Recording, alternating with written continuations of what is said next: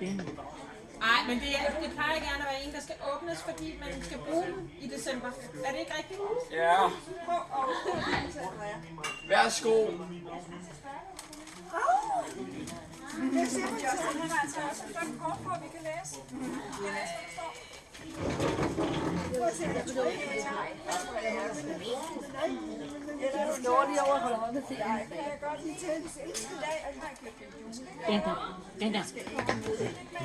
Jeg ved, du er meget glad for at... Du kan også lide at pjatte. Gaven skal pynte på dit hår, så du dejlige tænder får. Du er med i din stue.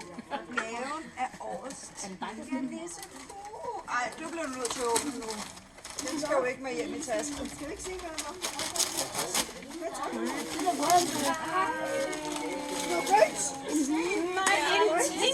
Tinka-hund fra en filmen.